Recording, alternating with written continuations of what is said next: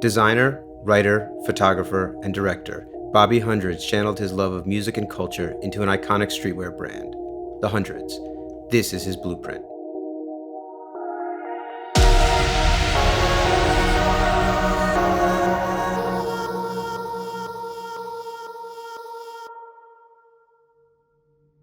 Your parents are both immigrants from Korea. How did their experience inform sort of your personal ambition? They both are passionate about the arts and creativity, but never considered it a real opportunity as far as like a career or a future. They could tell from a very early age that all I cared about was drawing and art and design even, and clothing, and cool culture. They were always very adamant that there was no future for me in that, and that I just had to work really hard in terms of finding a more professional, stable career.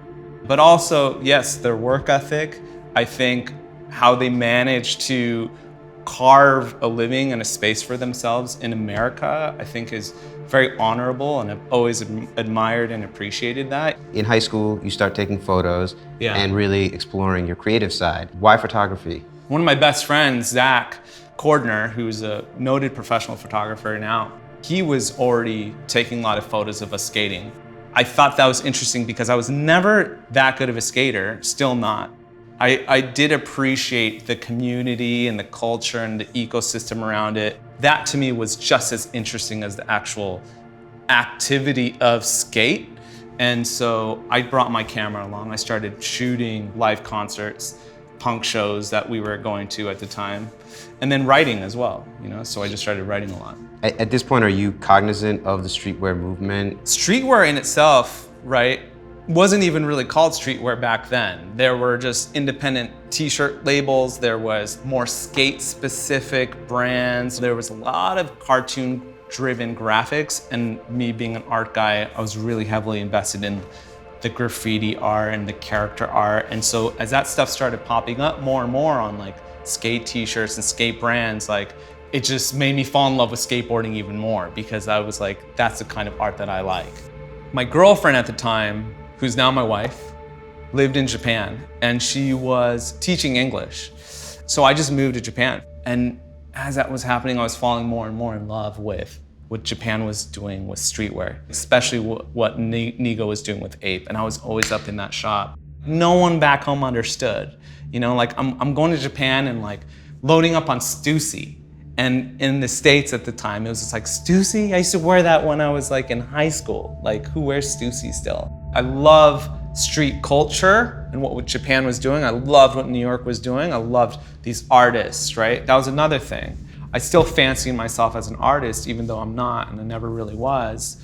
But I looked up to guys like Futura, Kaz, Barry McGee, Margaret Kilgallen. These guys, to me, were like, those were my superheroes. Being in Japan, not really having a plan, to 6 months later being in law school, or 8 months later being in law school. The freelance life is hard. I'm not built for it. What I need is a stable job. If I have a stable 9-to-5 job where I'm making money, maybe 5 till 2 in the morning, I can work on my art and design and just do it for fun.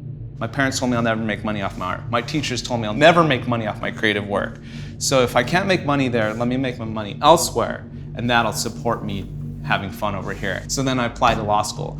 I can make my parents happy, right? I can make money. In that first year, I think I had a lot of reflection, and I just like a lot of crises almost, because I was like, this is everything I wanted. I got into a good school. I'm actually doing really well, but I'm like, no, I just want to do art. The summer after my first year, I worked for an attorney who was the most reputable research attorney in LA at the time. His name was Abe Edelman. He's a legend, and he was dying of cancer that summer. When I met him, he was pretty much on his last throes in the courthouse. We get through 3 months of an internship together. The last month, he's kind of not around as much because his health is deteriorating. And he shows up on the last day of the internship, and he's like, hey, look, you did great. You're one of the best interns I've ever had. You're gonna do great. You're gonna have all the cars, all the women. I'm like, sick, sign me up. And he's sitting there and he's like, but you should never do this. do I suck? Like, what is, he's just like, no, like you're great, but your heart's not in it. And he's like, look at me, I'm 40 years old and I'm gonna die. What do we talk about every day? Like, what makes you light up? It's like, he's like, it's that lunch time, that 45-minute lunch that we have together. And what do we talk about? All you talk about is in the hundreds. He's like, anytime we have a free moment, you're like, hey, babe, guess what happened today? You know, I drew this graphic, what do you think? And he's just like, do you want to be 40 years old and realize you spent the entirety of your life doing something you never really cared about? That really woke me up. And a few months later, he actually passed away, but that was the turning point that day. I put my everything into the hundreds from that point forward. We didn't even have a t-shirt at that point. It was just all in my black book. By the end of the summer, we started printing t-shirts. I built the website, put it up. The summer of 2003 is when we began. Bobby had an idea, but now the challenge was taking the hundreds from a concept to a final product.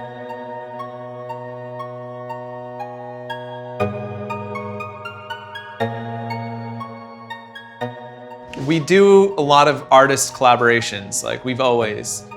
When we do them, we ask that we get the original art from the artist, if possible.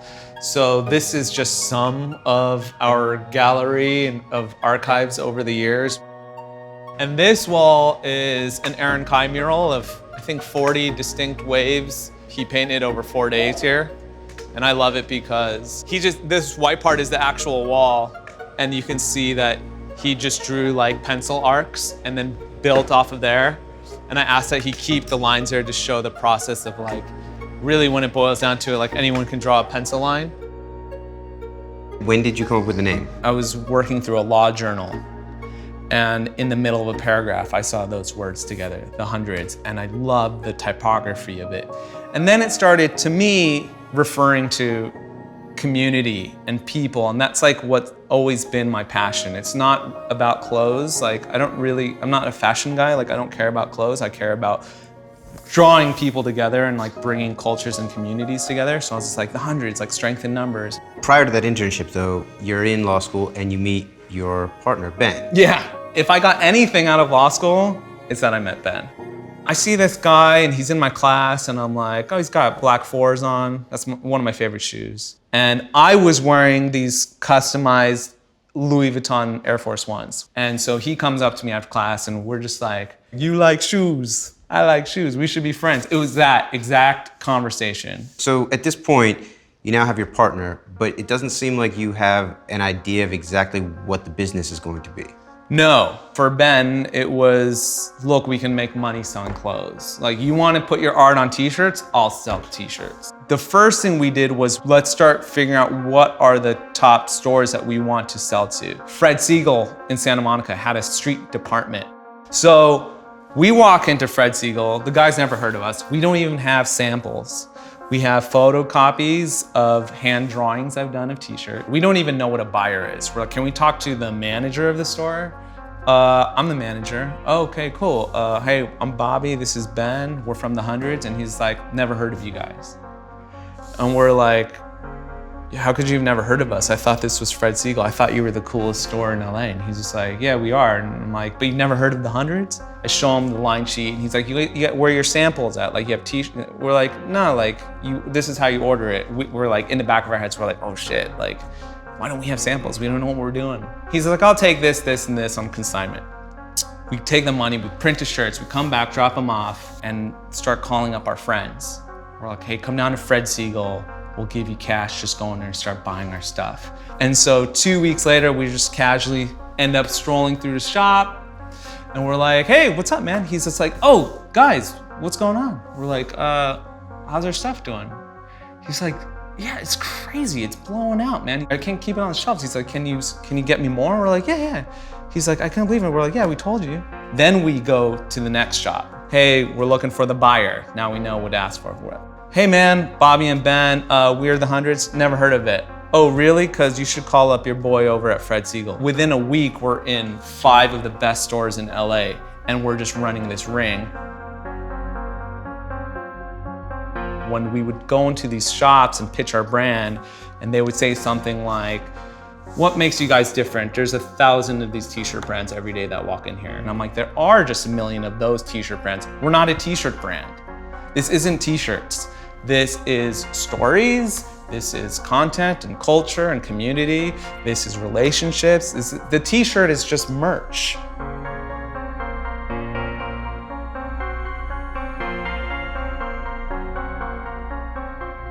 How long into the hundreds until the design for Atom Bomb came out? Okay, so we didn't have a logo the first 3 years of the brand. 3? Yeah, there was no logo. People didn't buy the hundreds for the hundreds because no one knew what it was. People were buying the hundreds for the designs.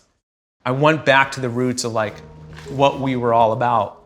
1990s, 1980s, Saturday morning cartoons, Acme, Looney Tunes, Warner Brothers, the cartoon bomb that the Roadrunner and Wile E. Coyote would run around with. If you notice, the bomb never explodes. It's just always under the surface of blowing up. And I'm like, that's how we should run our brand always. Like, we should always be right about to get there, like, oh, it's about to hit.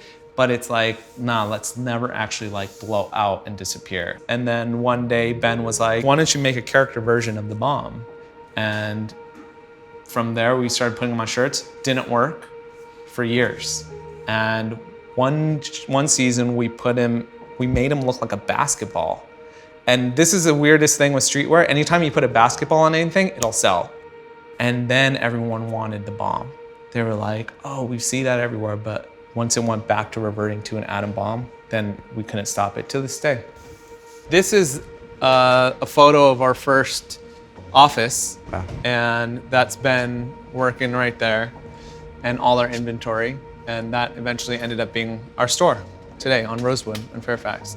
We'll head down to the warehouse from here. So, you know, at this point, the streetwear scene was incredibly sort of exclusive. What you guys were building with the hundreds was a completely different kind of thing. Can you talk about that? So we went from existing in this very exclusive space to let's create an inclusive brand, right? When we decided to build our first flagship store in LA, I was like, let's respond to the typical expected streetwear retail experience, which is cold, gray, concrete. Let's have it be warm. Let's use wood. Let's pop off in the dressing room with like a neon red. Let's have like a lot of staff working in there and have the staff be like a clubhouse. Let's encourage a community and behavior in a way where everyone is just supportive here. There's also the other side of that when you have to let people go. You know, what was that like the first time that you had to fire someone? The worst part of my job is having to let people go. And the second worst part is when people quit or leave. It's hard for me to not take it personally. I used to take it really personally because, again, when we started this brand, like, it was such a clubhouse. Really, we're hiring friends, right? And there came a point where it went from clubhouse to more or less corporate. And we had responsibilities all of a sudden. And a lot of our friends that had helped us up until that point were like, they just wanted to keep it clubhouse. And I did too, like in my heart, but we couldn't. And so those were probably the first rounds of people that either left or we had to let go because we're like, look, like you're not keeping up. And that was hard. So what moment did the hundreds feel real to you? Jay-Z came out of retirement in the mid-2000s. And it was the Hangar Tour. He did like 7 shows in 24 hours and he wore us at all the stops. And we didn't give it to him. Like, we don't even know how he got this stuff. And we had this all over print safety pin hooded sweatshirt that actually honestly did not sell very well. And we were near the end of that season. And it was front page, USA Today, MTV, MTV.com, like everywhere, that photo. It just like, it floored us. And for Ben and I remember Ben called me. He's just like, go to this website, go to this website. We're jumping up and down. And then the next day we're like, oh, did we sell any more? No. Like, that's never done anything for us. Yeah, this is where all the product comes in and ships out from here. This is basically like ground zero for all our product. And it's like always impressive for people. They come in, they're like, whoa, this is sick. There's so much stuff. And for me, when I look at it, it's just like nothing but problems. I'm like, the more of this stuff is here, it's more of a headache that I'm trying to get rid of. The hundreds surged, but scaling the business and managing a team presented a new set of problems. Was there, ever a moment where you guys had to have a conversation about making payroll for the next week, or that this thing could be over? Yeah. Oh, like constantly. To this day. There are months, consecutive months, where Ben and I will just eat a check. And just to make sure that one of our employees gets paid on time or a vendor gets paid. I have enough money, I don't have a lot of money, but I have enough money. I have a house that's decent. I have a car, and that's it. In this business, you really can be taken out in a season. You can make a couple wrong moves. You can over-order. A store can cut you off.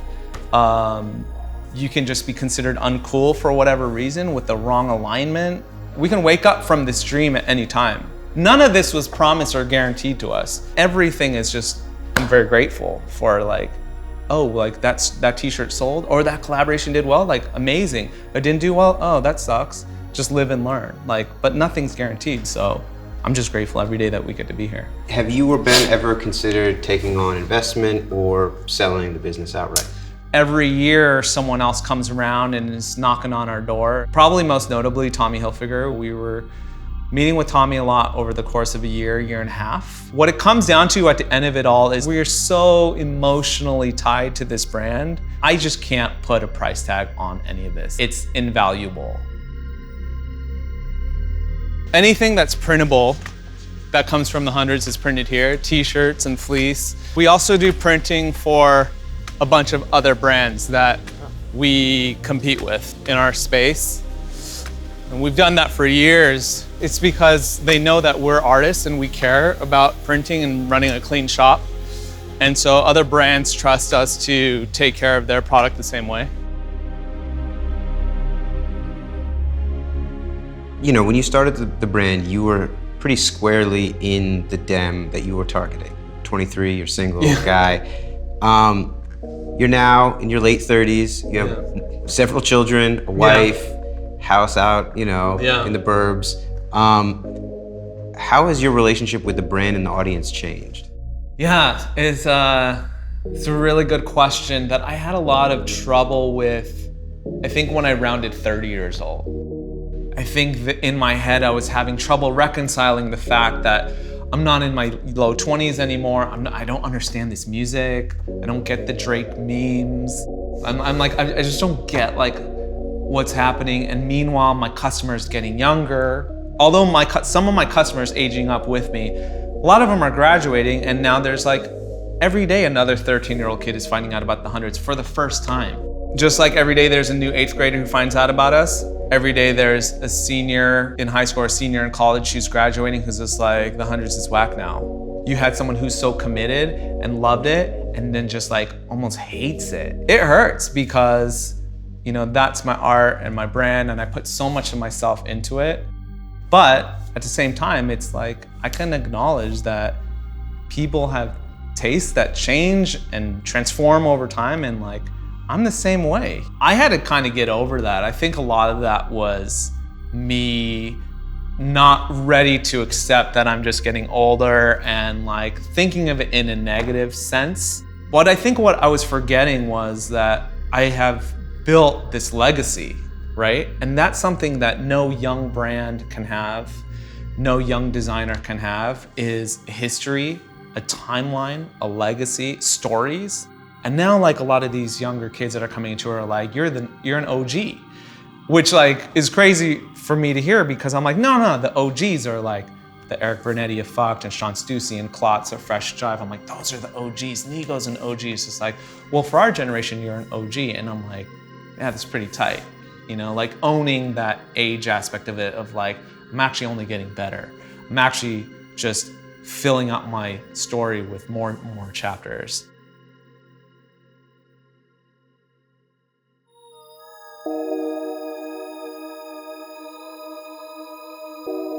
In my head, it's weird. It's I'm still 23 and I still think like that. It's just that's all I need. Just let me hang around. Just let me stay in the party.